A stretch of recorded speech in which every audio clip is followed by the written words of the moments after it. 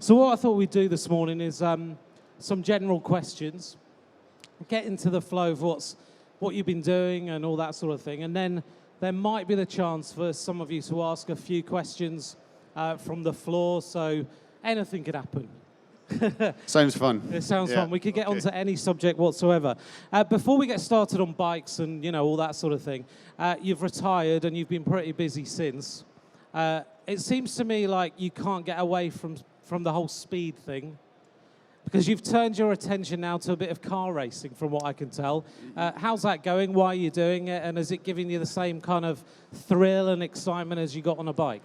Yeah, it's, I still ride my bike. I still go out probably 4 or 5 days a week, so I'm always going to cycle. But I think motorsport is something I've been a fan of for a number of years.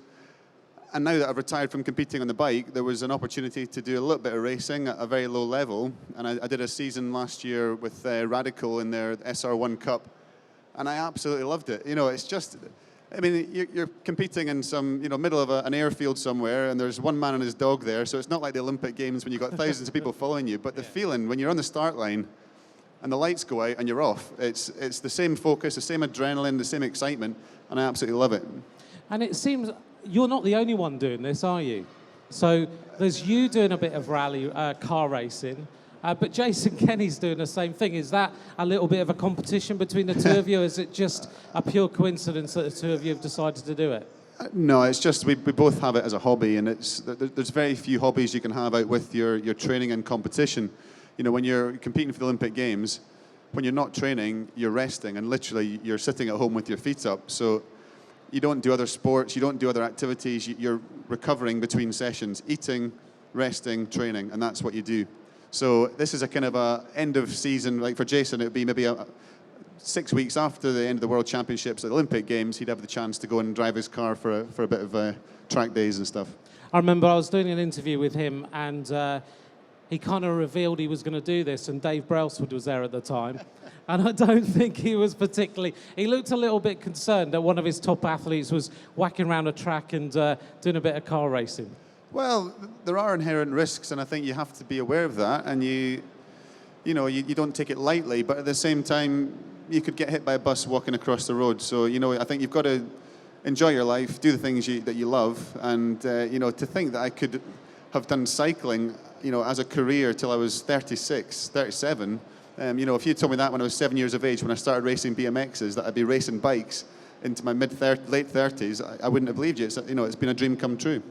Yeah, it's been a spectacular career, and all of us have enjoyed watching that progression from how British cycling grew, and a lot of it is down to you and the other athletes just inspiring everybody to get on bikes. I noticed on your Twitter feed a couple of days ago that one of the other things you've done recently is you played chess against Lennox Lewis. That seems to me like is a bit dangerous, because if you beat him, he's quite a big guy. But did you have a Hoy kind of standing alongside, make a quick getaway afterwards? Yeah, I used a bit of strategy. I made sure I lost because obviously I didn't want to win it. It's like playing golf with your boss. You don't beat your boss, so no. This until guy, the last hole. Until the last hole. Well, exactly. Keep it going. No, it was the size of his hands. I mean, it was like a pound of sausages. Honestly, I thought I don't want to get on the wrong side of this guy, so I'll let him win the chess match.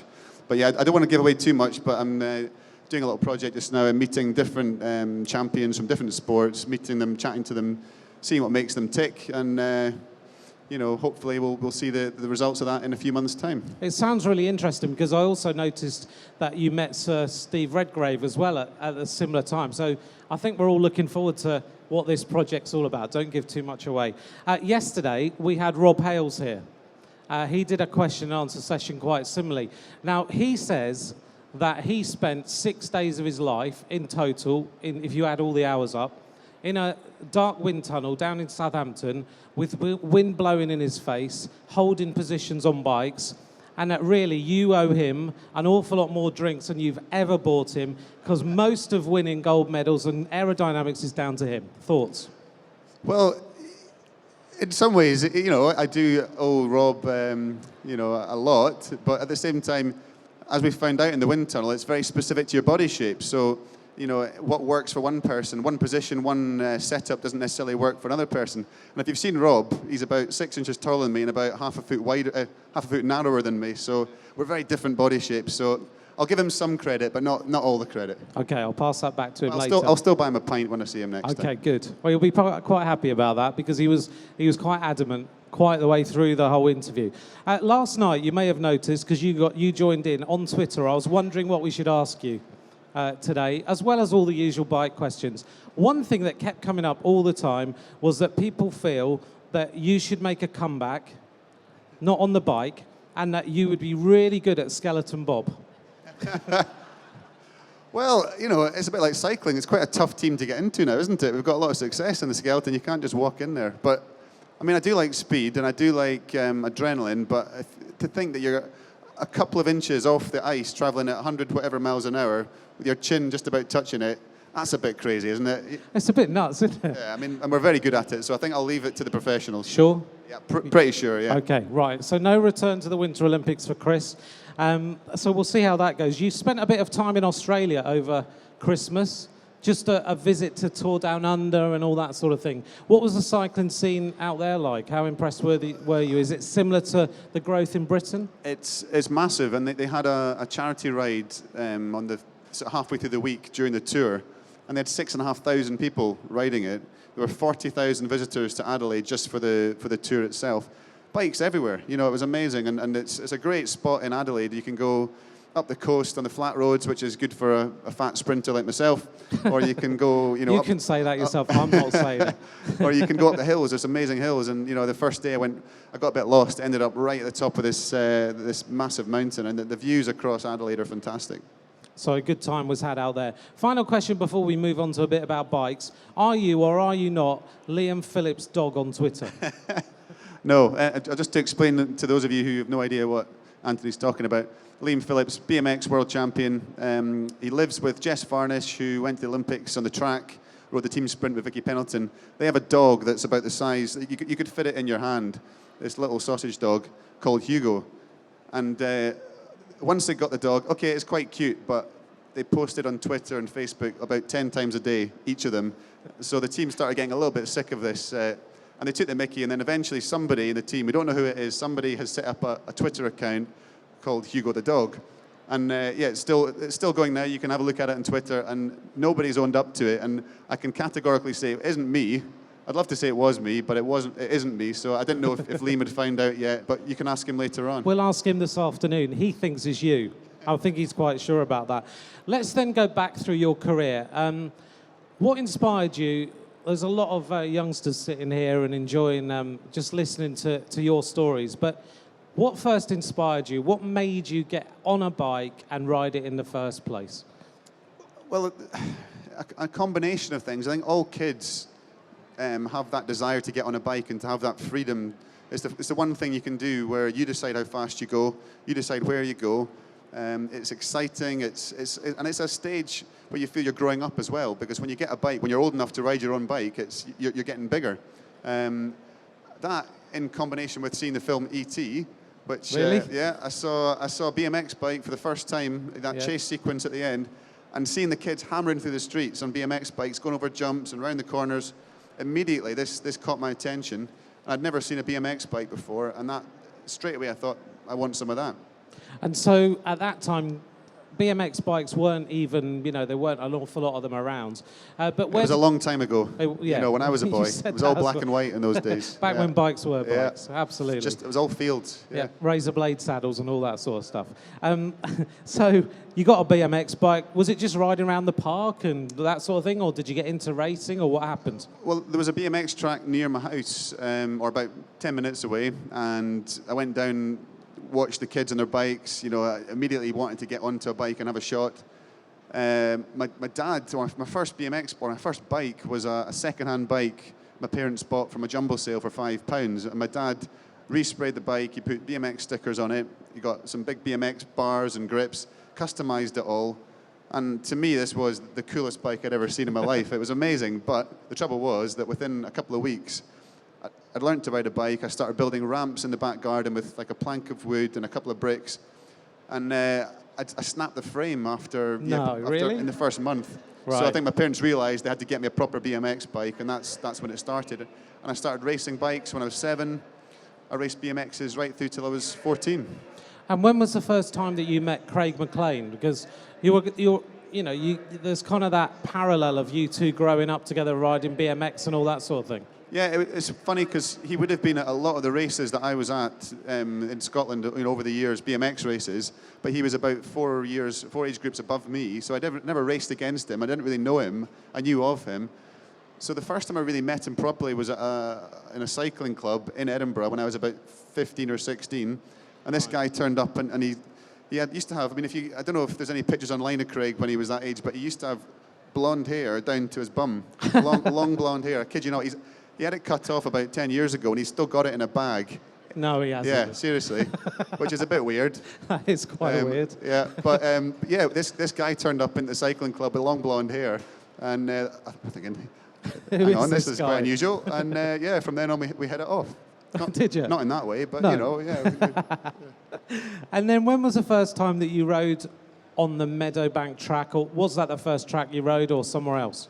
Yeah, Meadowbank in Edinburgh, through the same cycling club. They used to meet there in the summer every Friday night for the club night, and there were hire bikes. I came down, paid my £5 or whatever to hire the bike out, got on the track, and just loved it. It's quite an intimidating venue to turn up at. Any velodrome, the bankings are very steep. The TV doesn't do it justice. When you see it in the flesh, it's a bit more. Yeah, it's a bit of a challenge, but once you get up on the track, 5 minutes into it, you're flying around, and it's fantastic. So then you got into riding on the track, and when was your first international competition that gave you that taste of, actually, this might be possible that I could do something at kind of world level? Well, I raced at the opening meeting of Manchester. It was October 1994, brand new indoor facility, first time ever in the UK. And I raced it. It was an 8 Nations Cup. I raced for Scotland there in the team sprint, and it was just fantastic. And you suddenly, I thought, wow, this is something I could, I never dreamt that I was going to become a world champion or Olympic champion. I just thought I have an opportunity to see how far I can go, but perhaps travel the world, perhaps make the Commonwealth Games team. And I knew then that this was something I was going to devote my life to and work as hard as I could. But I had no idea how far it was going to go. And it went spectacularly, but it took a while, didn't it, to get to that point where Britain could compete at world level. Was there any times when you were, those times when you're at home and you've got to get up for training and everything, where you thought, do you know what, this is never going to happen? Or did you always have that belief that British cycling would get there in the end? I don't think we ever dreamt that it was going to get to the stage it's at now, and not just the success and the medals, but the number of people interested in cycling, the number of people out riding bikes to work, number of kids getting involved in the sport. When I was racing, you would turn up at a road race, and for juniors, you might get a dozen riders, and the number of races that would be cancelled due to lack of entries, it was really depressing. And nowadays, it's gone crazy. It's fantastic. So we never dreamt of that, and I suppose we were just trying to find a way to improve and get better and learn. There were only 2 members of staff that were full-time at British Cycling back then. We had... That's incredible, isn't it? Yeah, I mean, it's almost, you tell these stories to the younger riders now, and you can see their eyes glazing over, like, oh, here we go again, the old days. And you tell the story about how for the World Championships, you had a tracksuit top, that was your only leisure wear for the whole week. You had to sign out for it, use it for the week, and then hand it back in. Yeah. And nowadays, you get on the squad, you get your kit bag, you get, kit for every different weather condition, you get your leisure wear, socks, pants, everything. And, it's unrecognisable. It's absolutely fantastic to see that British cycling has got to that point and leading the way. Well, going back through your career, yesterday I'll mention Rob again. That'll be it. Okay. I asked him about when he's been commentating. What is the most vivid memory of a bike race that he's commentated on? And he recalled London 2012 in absolute detail, of you coming round that last bank in Kieran, trying to hold off Levy and trying to get that gold medal. And he can recall all of it in detail, and he says that is the most incredible performance that he's commentated on. Is that your most vivid memory of a win, or is it something else? Well, I definitely owe him a pint now, don't I? Yeah. I feel bad. That's yeah. two.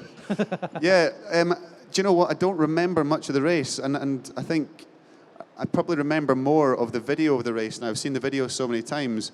But interestingly, talking about Rob, there was a program called Through the Lens or something like that, and it was about the commentators for each of the Olympic sports.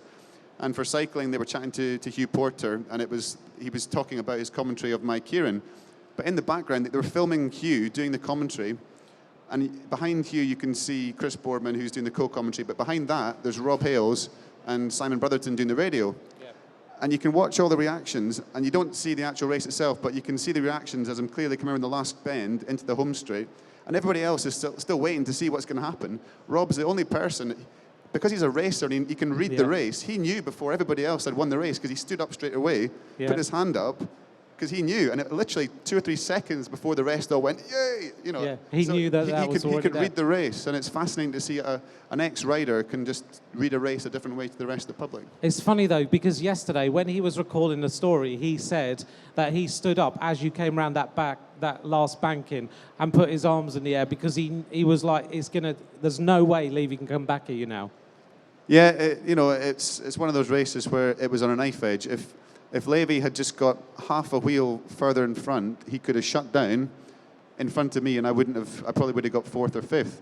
But I just managed to hang on and just drive into the last corner, and then once I had the inside line, that was it. But it was just, there was that tipping point in the back straight where if he just had a bit more speed, it would have all been over for me.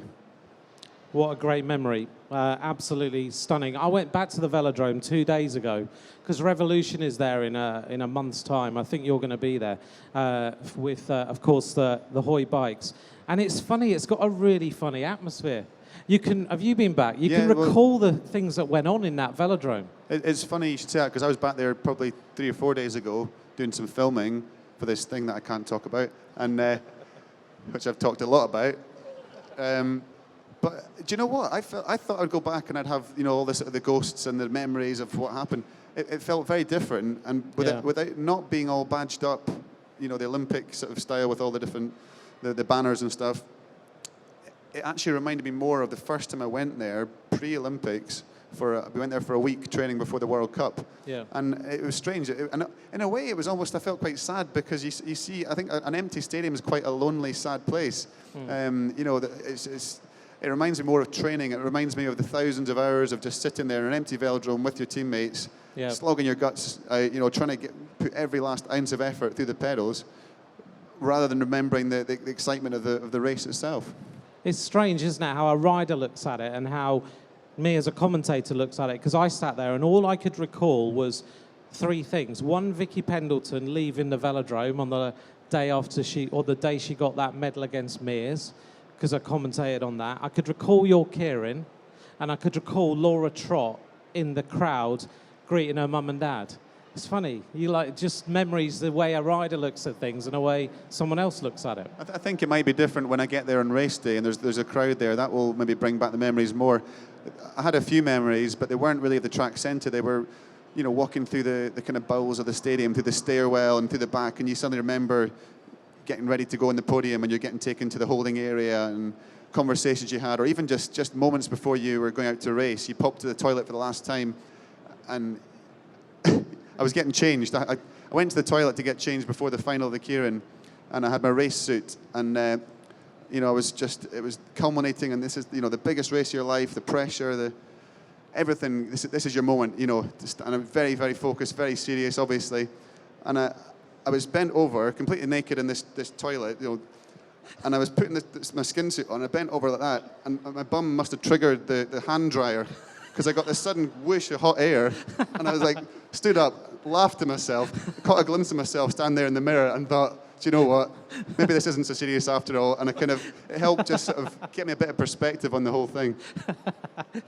Bring you back down to earth. All good. Should we turn our attention to bikes then?